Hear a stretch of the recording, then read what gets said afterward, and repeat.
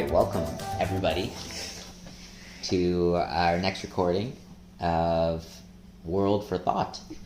And as usual, we're joined by the Ngubergs, so Taya, Maya, and Dawn, and myself, Thomas.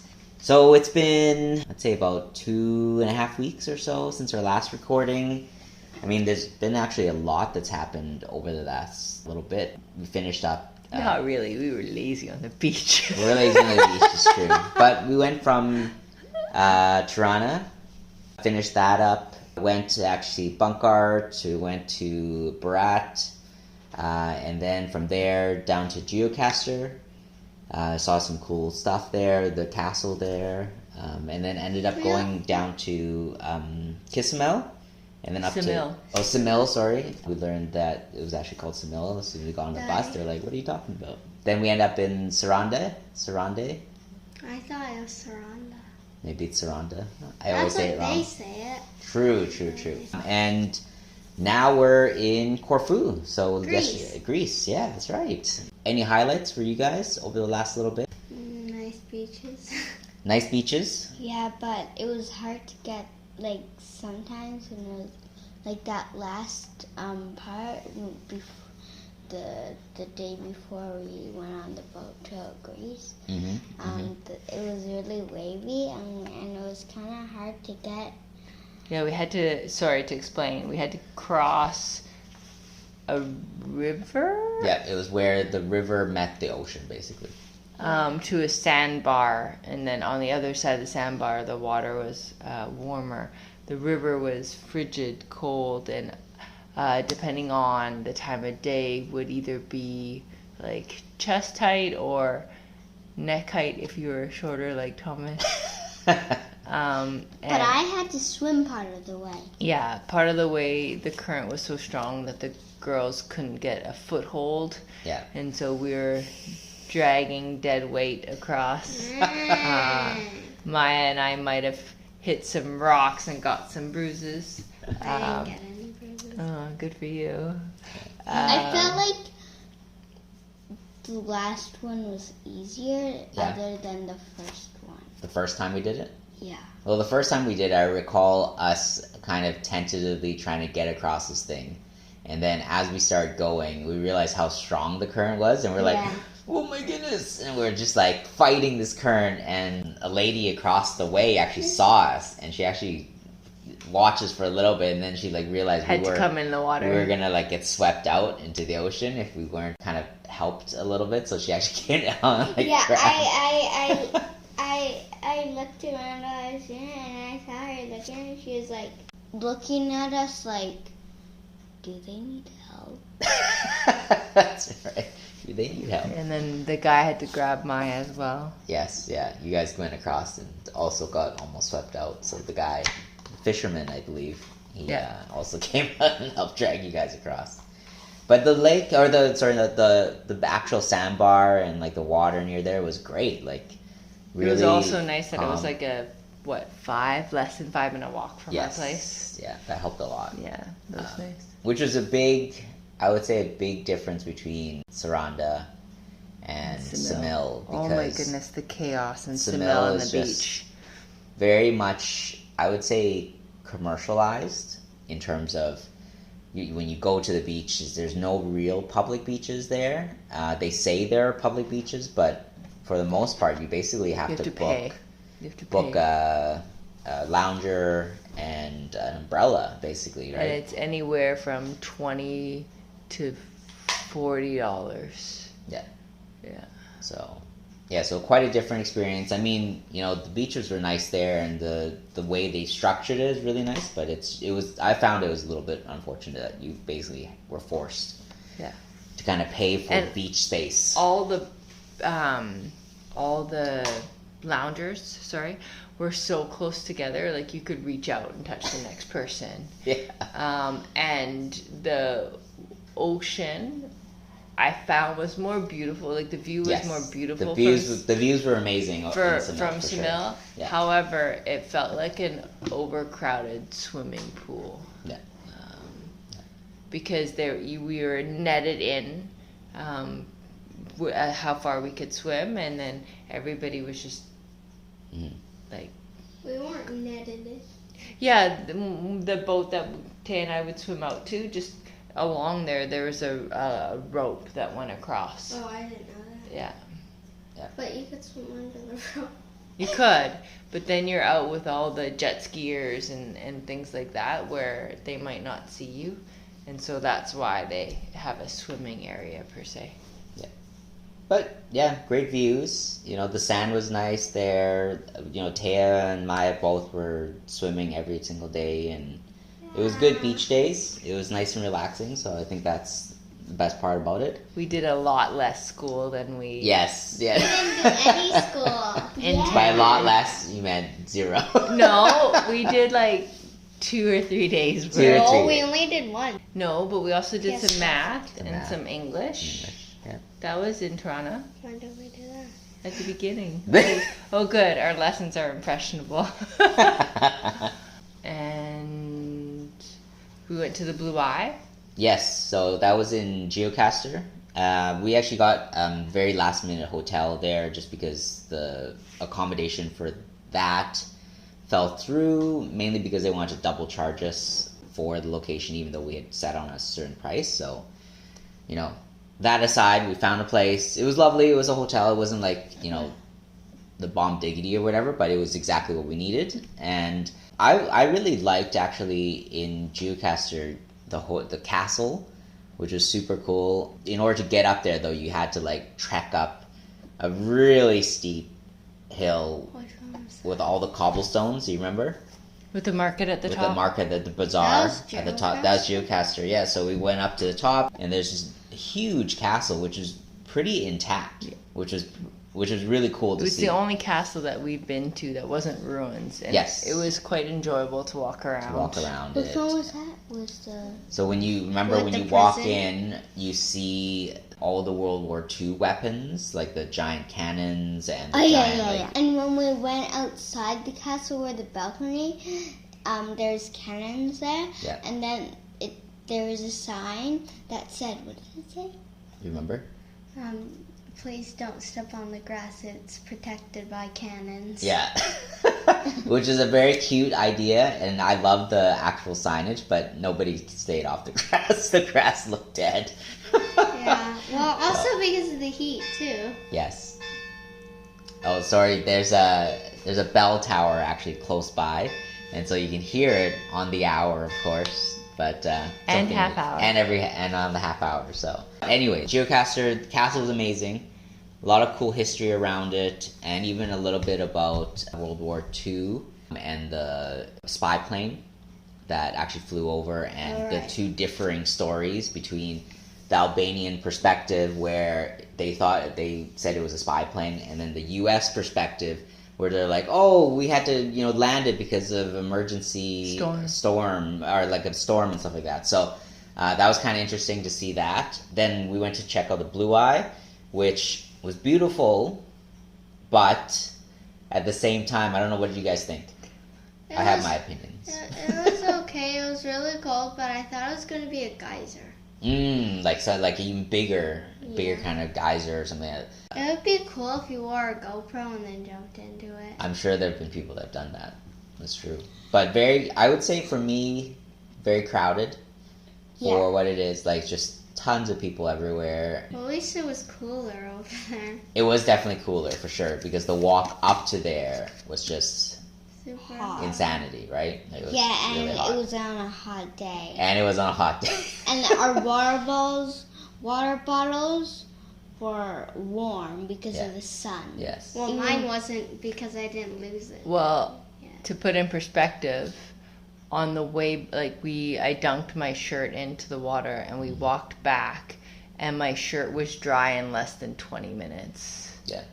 It was pretty hot out there. I think we actually saw a few people having to stop because of heat stroke and whatnot. Like they were almost fainting kind of thing. So. I don't Wait, know if that what? was- Yeah. Yeah, there was a couple people along the way.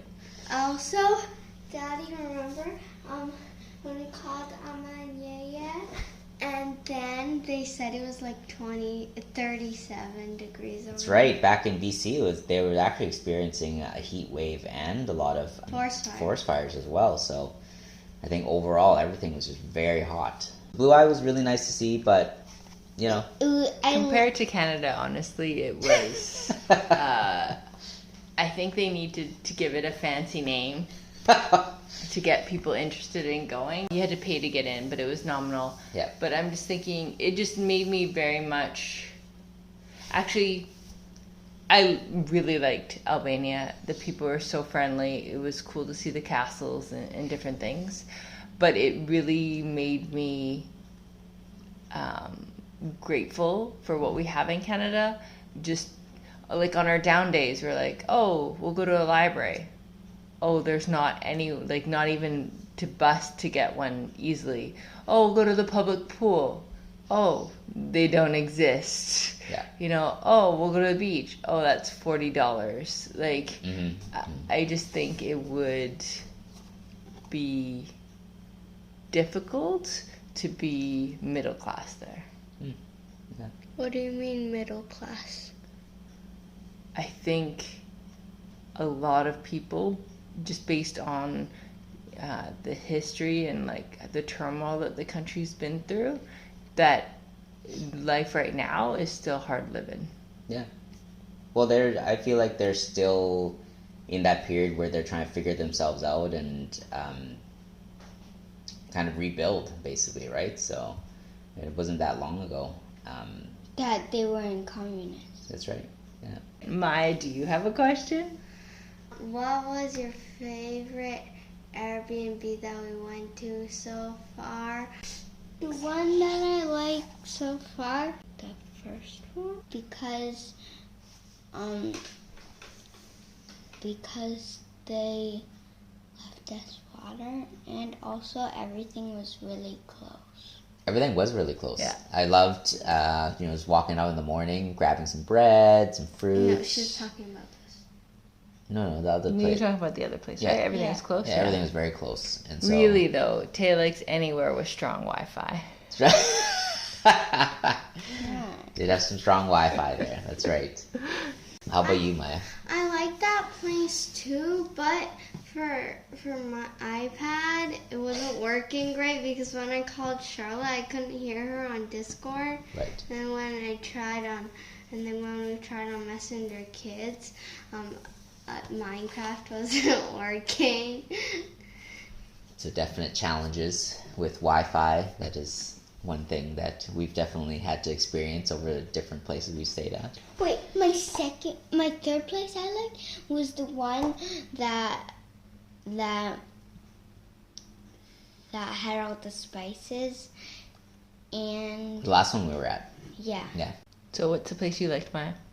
I said the first one, but I also liked the one that we were at last because I was able to call Charlotte, because the Wi-Fi was better, and also because it was close to the beach. Right. Yeah. I would say the toss-up between the first place in Tirana and also the last place we stayed at. Both had their merits in terms of like location and that kind of stuff, and really nice, comfortable stays. And I think both of those places made us feel at home, which I think is important.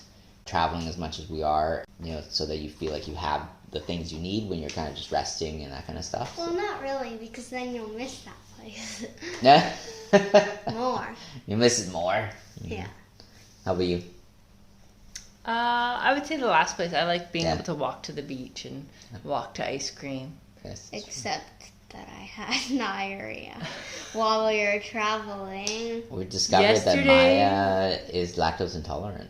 Yesterday was a difficult day in regards to travel. We Yeah. just to highlight that it's not all like beach days and like lovely things. Yesterday we were traveling from Albania to Greece, and food poisoning. we got up at 6 in order to be too early for a ferry that got canceled, and that was the fast ferry. So instead we were going to go on the slower ferry, which would have us just in time for the bus. But before we get on the ferry, Taya's puking absolutely everywhere. We think it was... Because the egg was food poison. We think it was food poisoning. And then... And then after we get off of the bus, I puked in the gutter. But hold on. Story's not there. You forgot the middle part where I'm cleaning out your underwear in a random bathroom because both of you are having diarrhea on the way to the bus. Yeah. We get to the bus just in time. Got Mommy? Hold on. Then we get off the bus.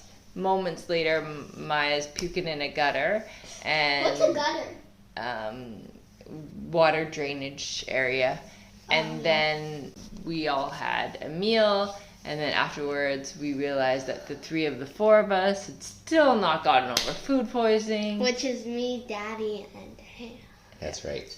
Yeah. So, I had the worst bout before where I'm hugging a toilet bowl and food's coming out my mouth and my nose. And so, if I had to pick, I wouldn't have guessed that Albania would be the place where you get food poisoning.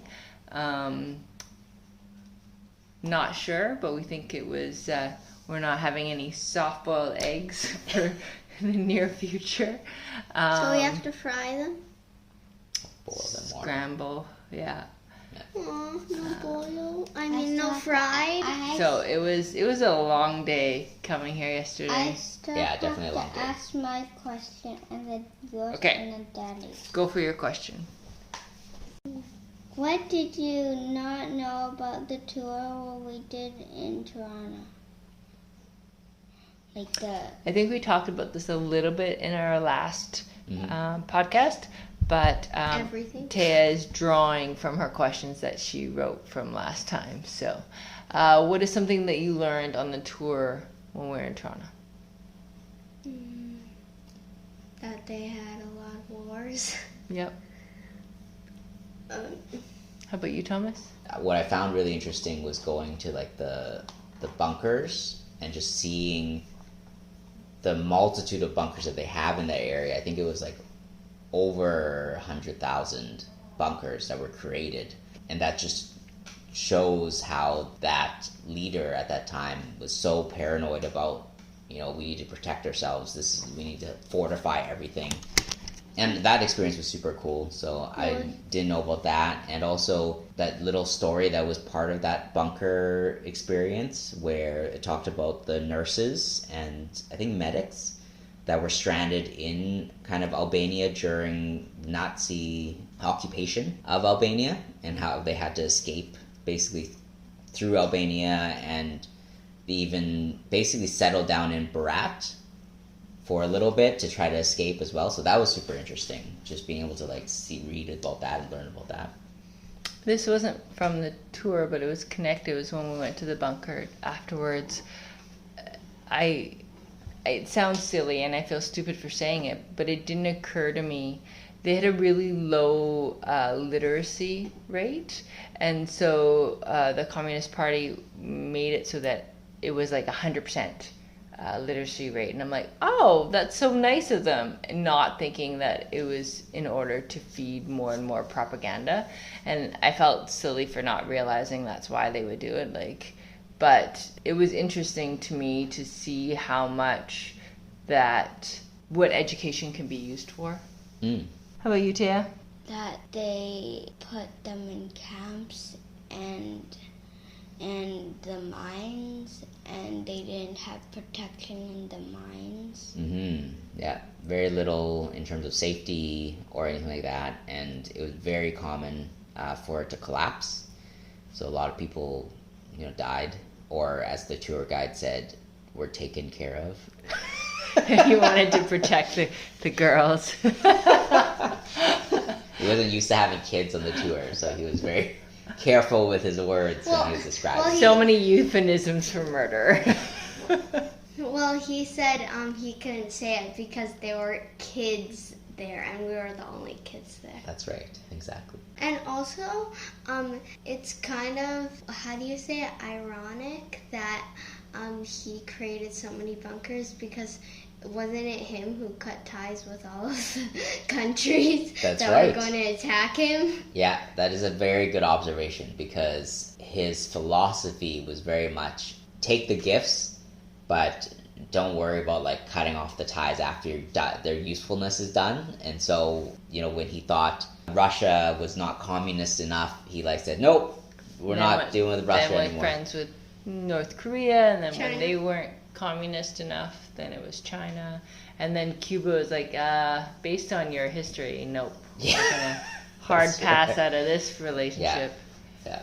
But that guy got a lot of equipment support for sure. After he cut ties with all of them, he was trying to make a Connection with Cuba, yeah, Yes. and Cuba is not going for it. So yesterday was officially 1 month on the road. So how do you feel about doing this for 10 more months? Both tired looks on their faces. I think it'll be okay, I think. How do you feel about it after a month? I'm looking forward to it and excited to kind of check out Greece and off to Spain. Are we going to talk about Greece now? That'll be in the next episode, next recording. But one's going to be Dun, dun, dun. Stop. All right, until then, see you guys later. Awooga!